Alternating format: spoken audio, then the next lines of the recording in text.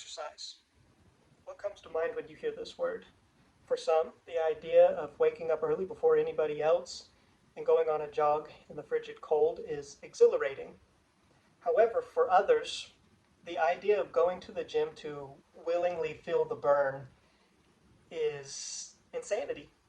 It's definitely not at the top of their bucket list of things that they want to do each day. And I completely understand that viewpoint because I think that we are often conditioned to view exercise as punishment. Because in PE or athletics, whatever sport you might have been involved in high school, used exercise to punish you whenever maybe the whole team was talking too much or somebody didn't do what they needed to. And so that's very understandable if you view exercise as the second viewpoint.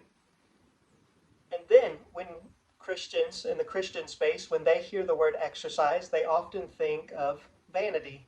Oh, exercise is simply a self-absorbed desire to look better and be better than others or something like that. It's simply vanity. It's useless. It's something that a Christian doesn't really need to utilize. I want to push back on that mindset today. As Paul himself says, physical training is of some value. Today, I am going to give you 10 reasons why I believe a Christian should work out. Reason number one is that exercise builds discipline. To put it simply, discipline is doing the hard things that you don't want to do. Another way to define discipline is the ability to consistently pursue meaningful action on a day-to-day basis despite external or internal opposition. I think that exercise builds discipline because it's hard to get up earlier than you normally would. It's hard to make it over to a different location, driving to the gym. And it's hard to willingly endure pain for the sake of future benefits. It's hard, and when we encounter anything that's hard, there are a multitude of mental barriers and excuses that come to mind. Working out allows you to, first off, identify those mental barriers, and then it teaches you as well as trains you to push through those mental barriers. This is accomplished through building up a long-term mindset of this current pain will benefit me in the future. Reason number two is that building an exercise habit makes consistency with quiet times easier.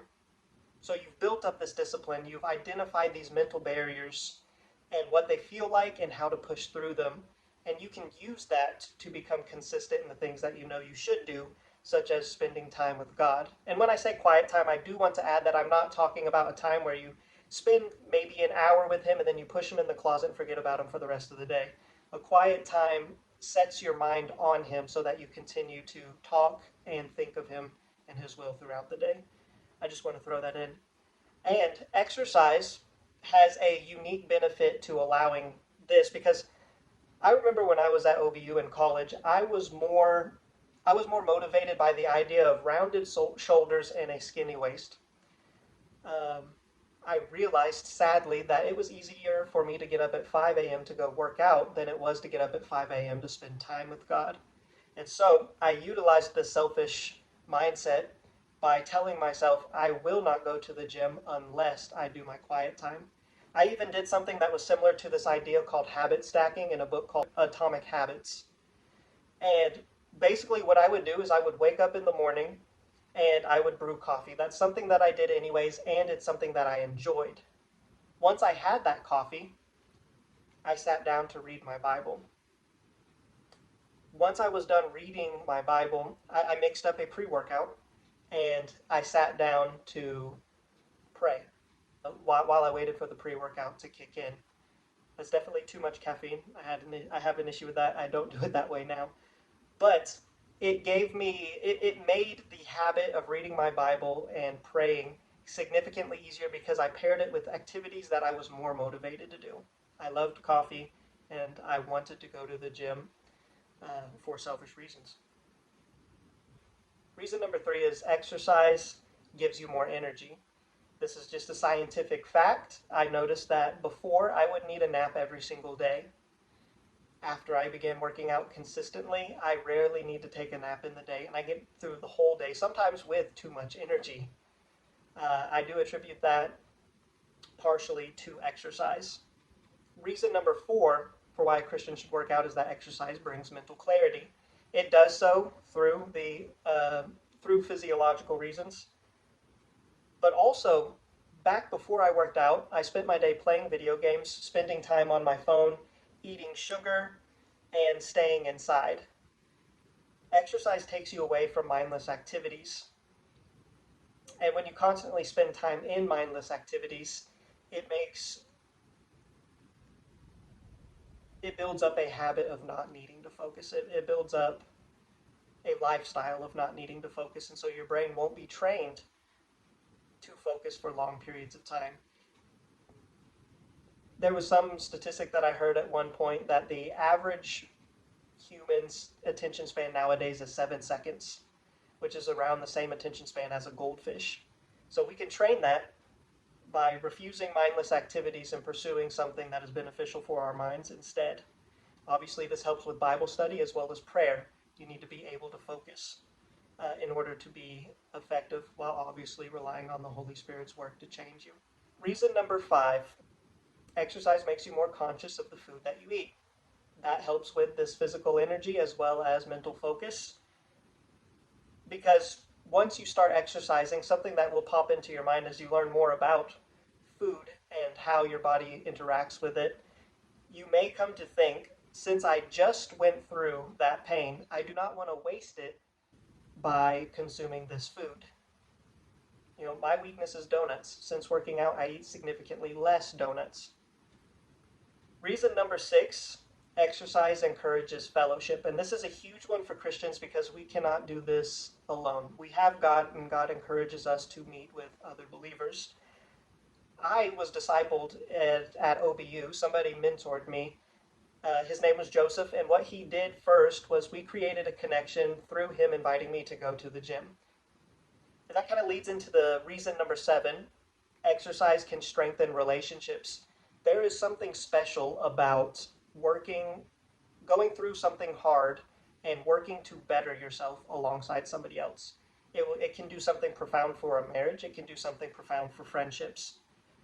So exercise can strengthen relationships, and again, we need each other, and we need each other to encourage each other in a variety of ways.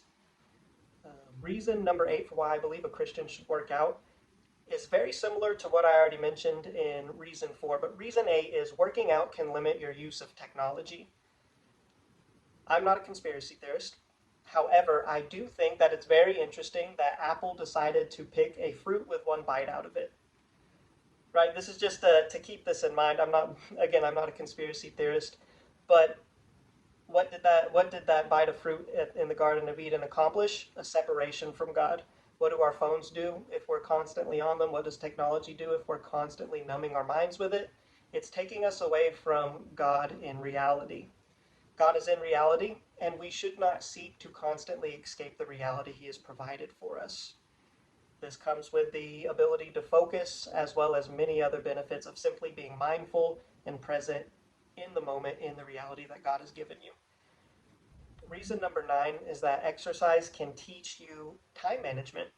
So maybe you're in college, and so you have school, you might have work, you may have family to attend to. You have to have your time with God. You should have your time with God. Now you need to also exercise, and now you also need to meal prep. That's a lot of things to fit into a busy schedule. And so an exercise habit forces you to learn how to manage all of these things. Plus, with the extra energy as well as the extra mental focus, you will be able to do this more effectively. And lastly, reason number 10 for why I believe Christians should work out is because working out builds self-confidence. Now, when you first hear that, there should be a few alarms going off in your brain. This benefit definitely comes with a warning, right? Because self-confidence can become arrogance. And so one way that you can limit this, and I'm just going to give you the tip now so that you don't make similar mistakes that I have. Well, first off, building self-confidence is not bad, right? Or building confidence is not bad. A lack of confidence in your ability to do things could actually be a lack of confidence in God being able to work through you. Paul says that we should not think of ourselves more highly than we ought. And that's a very important word. That does imply that we should think highly of ourselves, but not too highly. That's where arrogance sets in. But we also should not just be walking around day by day going, oh, I'm just a filthy sinner, unable to do good things. It's like, no, you're a child of God. You're empowered by God. We should be confident in what we can do with God. And so, a foundation that you need to have when you start exercise, and it will benefit you in a multitude of ways, is partnering with God to bring Him glory by you living a healthy lifestyle. Right? Paul also encourages that we do everything to the glory of God. And so, if that is the case and something that we're asked to do, does that not mean that we should pursue excellence in every single area of our life? One thing that communicates to people about our character is how we decide to take care of our bodies. And so this does glorify God. And so it is okay to ask God, Lord, can you come alongside me and help me in this to your glory? And if you start off this exercise habit with the intentions of glorifying God as well as in reliance on Him to aid you, your confidence will not become arrogance. And you will build up a confidence that will allow you to carry yourself and represent yourself in a new way, which also represents God. And it will also make you bolder in conversations as well as in setting goals. Um, it's hard to be confident in yourself if you have never set a goal before and stuck through it to the end and accomplished it. It's hard to trust God in building you up if you never even challenge yourself to do something that is hard. So again, your confidence can be balanced out to a place where it will not become arrogance by placing your confidence in God and His grace that leads you to do all things that are good. So, in conclusion to all of these 10 reasons, it might seem so practical that you might still be a bit worried about where I'm coming from. And so I do want to add this. Self-help or self-improvement in the gym or in other ways is not a replacement for God's work in you. However, He may use our obedience as tools to sanctify us. I'm going to say that again. Self-help or self-improvement is not a replacement for God's grace and the work that He does in us. However, He may use it as a tool to strengthen us. So overall, we honor God by taking care of our bodies, as well as the minds that we are given. And so I believe that with these 10 reasons that we should pursue to challenge ourselves in building up our health. It does not have to be completely physical. We should take care of our health. So if you need any help with this, you feel lost, you feel convinced that this is something that you should do, I will provide a link below to a completely free workout program that you can start. It's super simple, it's super basic. It takes me between 45 minutes to maybe 70 to complete Monday, Wednesday, and Friday. I think it is very balanced for a busy schedule, and I hope it'll help you. Also, if you need to talk to somebody in order to work through a problem that you are having, or with this specific topic, I will also provide another link where you can schedule an hour talk with me in order to help you with that, because I want to refine my skill in helping people. It's completely free. I'm not trying to sell you anything with this. I want to get better in helping others. Lastly, I want to remind you of your purpose. Love God, be disciplined, and pursue excellence in everything that you do. I'll see you.